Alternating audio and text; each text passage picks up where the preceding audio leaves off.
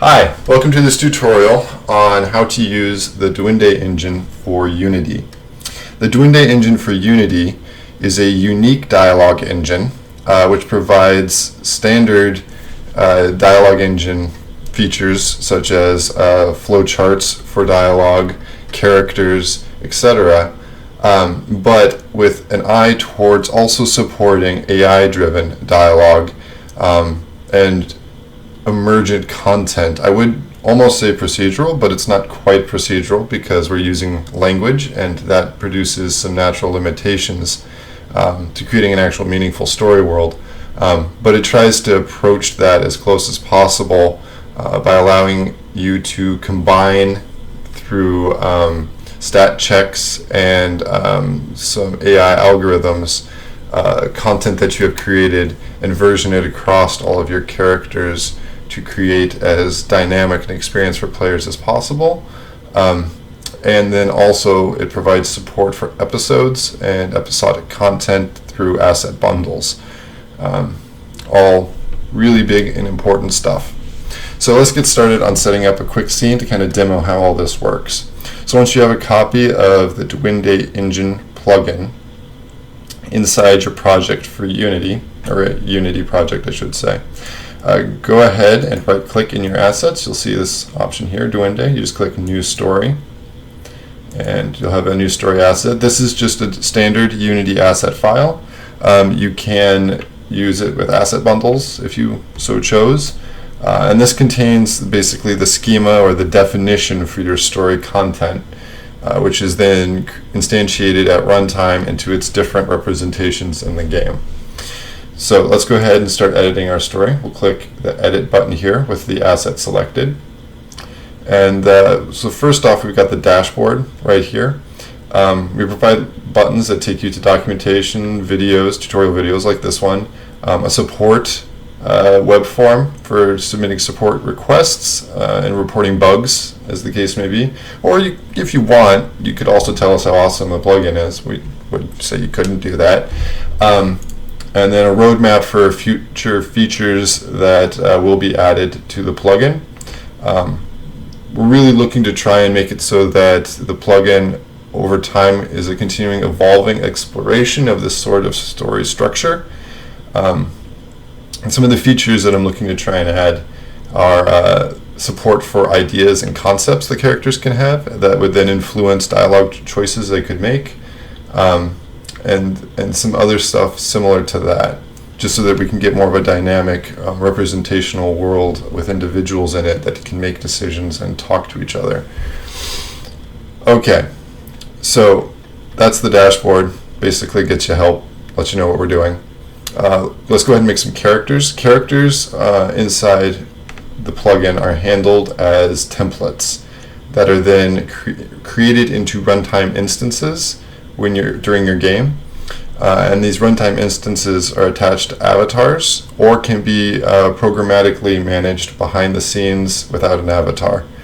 Avatars just are a way to kind of make a connection to a game object if you so chose, but if you're just wanting to simulate a story world, then you could totally just do that behind the scenes and then pull up characters without an avatar, as the case may be. And I'll show some of that in more detail in just a moment.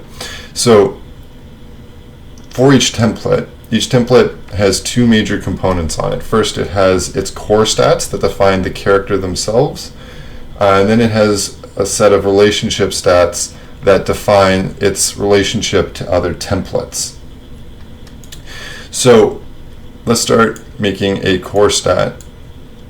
We'll call this one health. And you can define text values, numeric values, and Boolean values.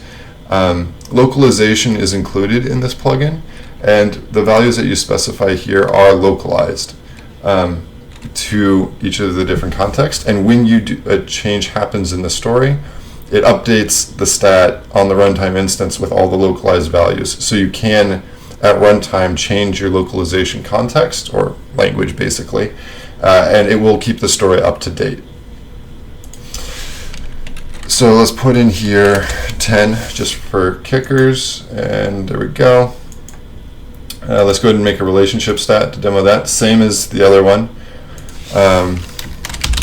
Call this trust. give it a numeric value also. Numeric is just easiest to demonstrate.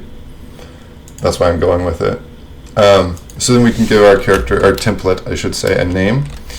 We'll call this one Fred. Now, templates can be generalized to be like all instances of a goblin would use this template, or it could be that you have it tied specifically to a character, and only that character uses this template. It's your choice, completely at your discretion on how you implement it, but that's there.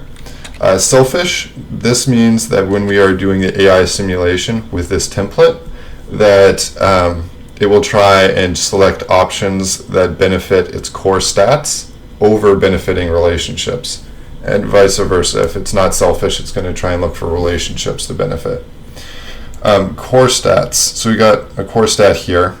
This is the settings for this template. So the value we set here is tied only to this template. If we create another character template and we did something like alien, a generalized template, and we went to its core stats, we could see that we could change this one to 12 and this one to 10, and they don't affect each other. That's just what the template will start at when it's instantiated, and it'll give the health stat that value. Then we have the ability to set a fixed or a ranged weight. What this is we can set a weight to make it so that it'll prefer this stat over other stats more when it's doing an option selection process. So if we do range, we can set a minimum and a maximum, and it'll randomly choose a value between those. And then we can also do a fixed, which is just obviously a fixed value. A note about the range. This is generated, the random number, whenever the template is instantiated. So this is intended to give a little bit more diversity within templates. So one instance of an alien, say, if we set the value here at 5 and 10, one instance of an alien could be at 6, and another instance could be at 8. And obviously that's going to change how they make options selection happen. So you can end up with aliens that have taken different paths in the dialogue, and they have different relationships to characters as a result, etc., etc. Pretty slick stuff. You can also delete templates if you so choose. I'm not going to do that now because we just set it up. But then you can also, on the relationships on a template, you can select its relationship to another template, and then you can configure what its default stat values are there. And similarly, you can also set a range value here. Alright, so that's just setting up your characters, giving them some basic guidelines for what they should be doing AI-wise. Let's go ahead and create some content. Well, first, you also have the ability to find global stats for your story. Just another form of a stat, but this one is, like I said, at a global level. So it's descriptive of the story state. In this case, like I put in has key, you'd make it a bool, and obviously when the player gets a key, you could just update this value, and everybody knows they have a key. Something like that. Just a kind of easy, simple thing. Okay, so then let's go ahead and make some actual content. So the way content is grouped up is in episodes, scenes, dialogues, and lines. Episodes obviously just allow you to kind of group content into logical units. This is specifically intended for working with in-app purchasing, etc. You can just keep track of what episodes the player has purchased, and then make it so they can only load the episodes that they've purchased in your own game logic, what have you. But that's something for you to implement. The episodes just provide the support for that sort of functionality and that sort of grouping. So let's go ahead and name our episode. We'll add a scene to it. Scenes are where we actually end up with content, and they're what we map in the game world to different things, to triggers, etc., to enter into dialogue. So we've got our scene. We can either remove it, which I don't recommend, or we can edit it. So when we're inside the scene, we can add dialogue nodes. Dialogues are just exchanges between characters. Dialogues, like I said, contain lines. And we connect them together with options, which to create an option, we're going to go inside the dialogue. We click on options, click add option, and we will add an option. Then we select where we want it to link to. Let's go ahead and change quickly the name of this dialogue. And we'll set this dialogue as the starting dialogue, just so when we start doing playback on the scene, we know where to enter. We've created our dialogue here. We can put, or our option, excuse me, here. We can put content in. This is content that is also localized, and you can also put in audio clips, sprites, and text. Obviously, this is also a localized value, and it's localized also to the character. Only characters that initiate a scene are going to be the ones that are saying the dialogues. So we'll want to make sure that we provide options here for the content, I should say, for the characters that are initiating or could initiate the dialogue. So let's just quickly put a label in here. So we got that. Let's pop back, and you'll see we have a connection like so.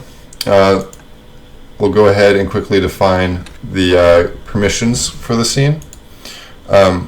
Initiators are characters that can start a scene, and respondents are characters that can provide a scene. Each scene, when it is started in the game, has an initiator and has a respondent. The respondent doesn't actually have to participate in the dialogue at all, or the lines at all, but they do need to be the ones who provide the scene. Simple as that. We can also put stat checks on the scene to determine whether or not it should be provided. And we just connect these to a context. So in this case, like initiator stat, initiator relationship with the respondent, respondent stat, respondent relationship with the initiator, and story stat. We define a stat within that context that we want to use. We define a value, evaluation condition, and then we define the value that we want. To keep it simple, I'm not going to put those in, but obviously you can then filter down the scenes that can be provided by a respondent based on these checks. We can also make it a bark.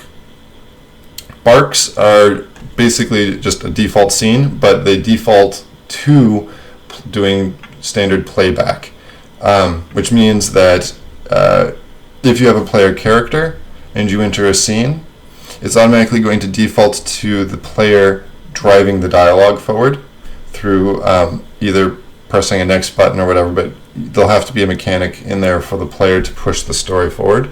If we go to is bark, what it's going to do is it's going to default to the AI posture of just running through the dialogue with the player character being an AI, basically, and just wandering through and saying stuff. So that's barks. I'll demo them in a later video. They're a little bit more tricky to configure and such. But we've got our initiator and our respondent set up. So then we've got our dialogues. Let's go ahead and go into this dialogue, and we'll add some content. So this is a line right here. We can give it a name that we want, such as panel 01. This value is never seen publicly. It's entirely an internal value for your use in creating your story content. We'll define this line as the starting line, and we can then define who is going to be speaking the line. So the system supports the ability to grab templates and pull them into the story and use them in roles. And speakers are a role that emits content. So when we fill in down here the audio clip, the sprite, or the text value, that's going to be pushed to the speaker in this context. So the speaker can be the initiator of the dialogue. It could be the respondent of the dialogue. And remember, the initiator is the one who started the whole thing. The respondent's the one who provided the scene. And then we can also define templates. And if we define a template, such as Fred or Alien, it's going to try and find, within a range that you specify, an available template to use. And if it doesn't, it'll close out the scene because there's no one there to work with. Or it'll fall back to the error handler that you define as a callback. So we've got the initiator, the respondent, Fred, and alien. We're just going to stick with initiator to keep it simple. We're going to keep the listener as the respondent. A listener is a character that's tied up in the interaction. They don't actually do anything in particular, but you can push animations to them, and you can push events to them and all sorts of stuff like that. So they're busy with the line, hearing the content. So we can define the content. We can define callbacks, we can define animations, story events, and routes. Let's go ahead and finish filling in content. We'll put in here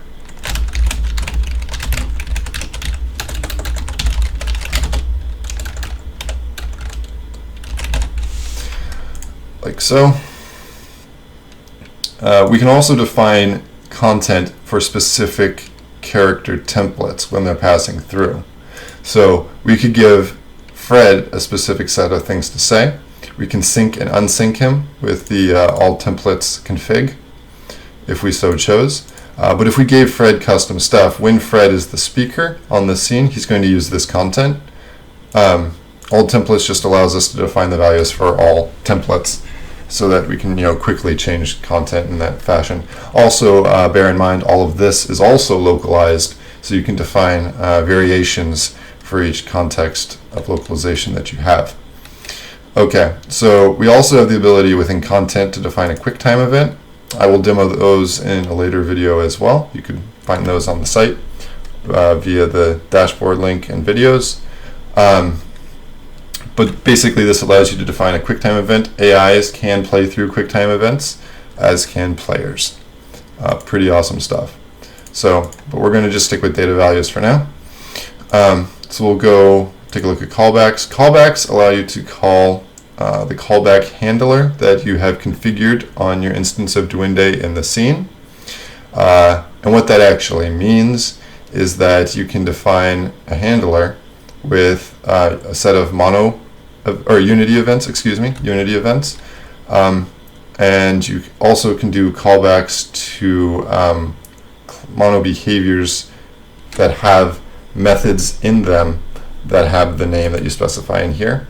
So if we put in test like so, what it'll try and do is call the callback handler that we've defined, and if there are Unity events that have the name test on them, then it's going to trigger those Unity events, and then it's going to check and see if there are any mono behaviors with methods with the name test on them, and it will trigger those as well.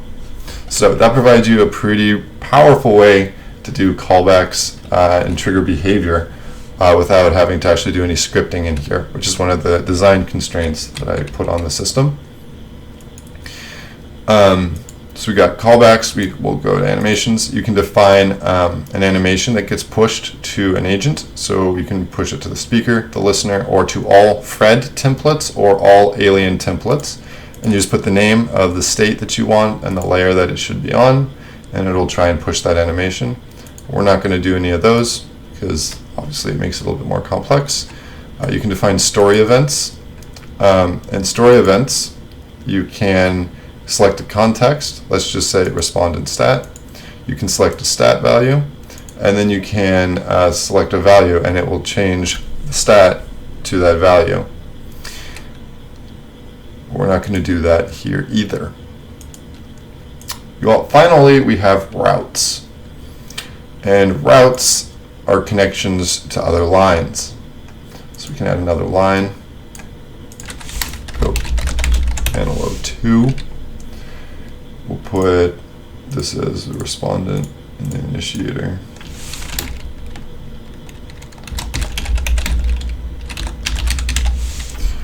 Cool. So we can then define the connection to there, and you'll see that it links over like so.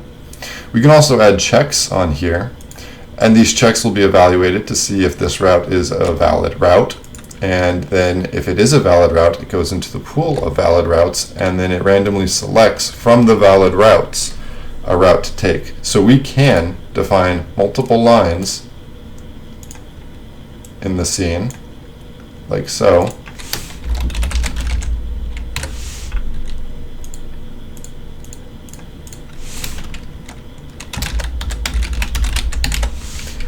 Like that. We could find another route, like that. And this panel here, panel 01, has the potential to go to panel 02 or panel 03. Seeing as there are no checks, it's a pretty even 50-50 split as to whether it'll go panel 03 and panel 02. This allows you to get a lot more dynamic flow out of the content in your story. And obviously then, if you then tied this over to other branches and other stat changes, you can totally evolve the way that your story goes without the player making a choice, just based on where they are at this point in their lifetime in the story, the way that the content flowed, and then the options ultimately as a consequence of that they can choose or not choose, and the things that they learn or don't learn as a result. Very, very potent for creating layered and dynamic content. But I'm just going to keep it simple and stick to just one for right now, so we got a little bit more predictability. Delete that guy there. Cool. So we've got our first dialogue set up with 2 lines. We have an option right here that'll take us to another dialogue. So let's go ahead and pop in here. We'll quickly add, and I just do panel 01 or whatever number, just because for me it makes sense. You can do whatever you want. Define this as the starting line.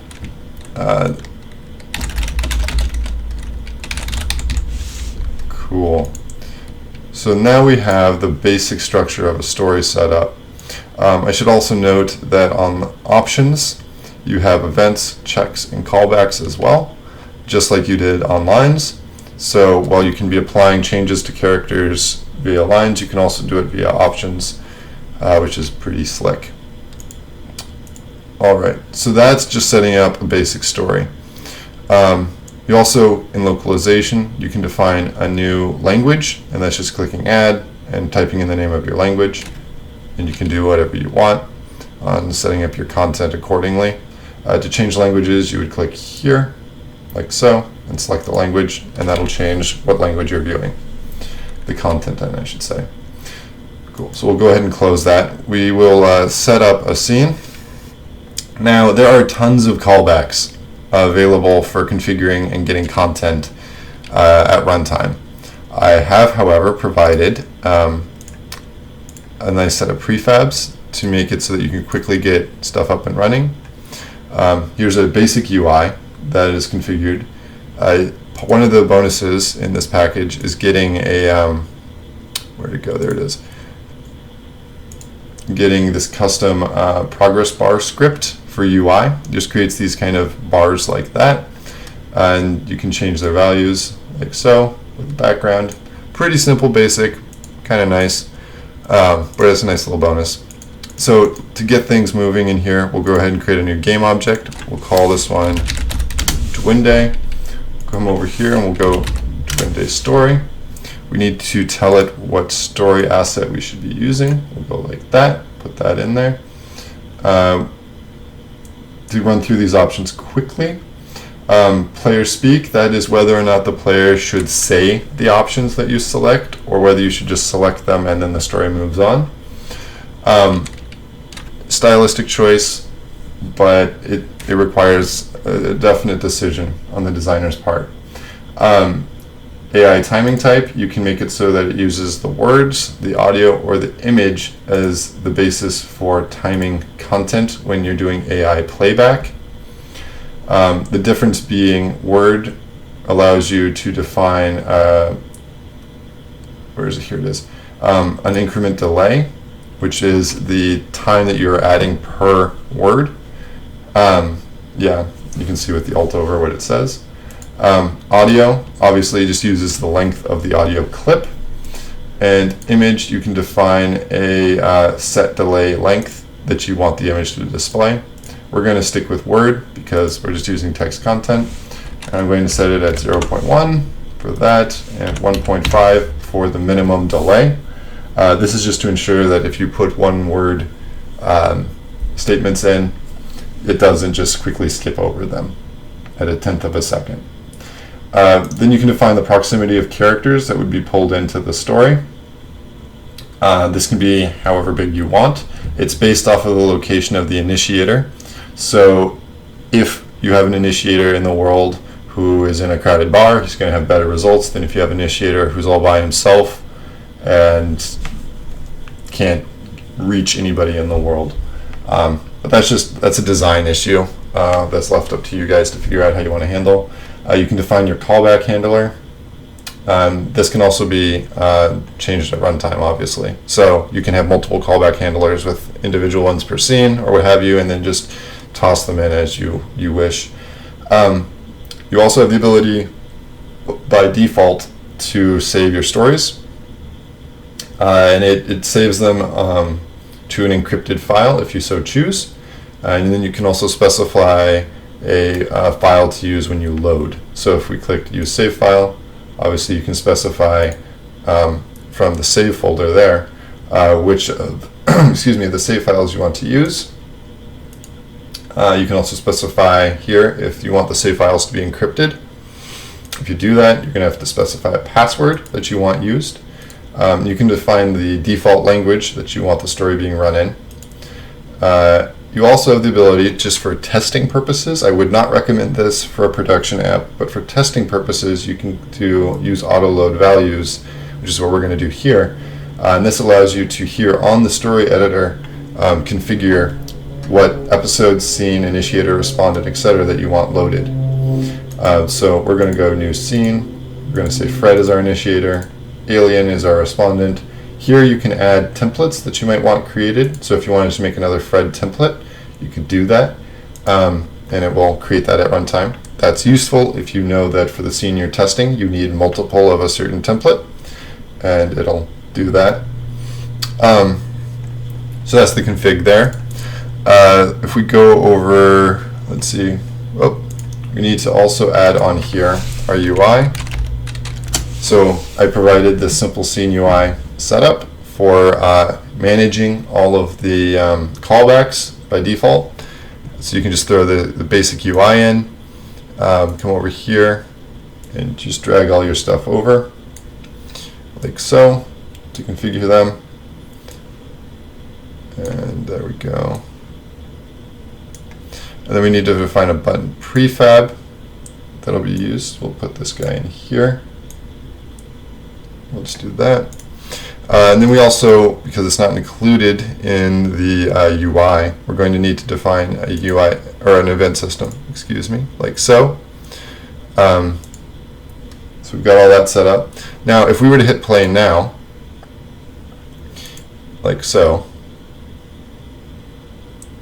you'll see that the story just starts playing itself. It's the two characters talking to each other and doing their shtick.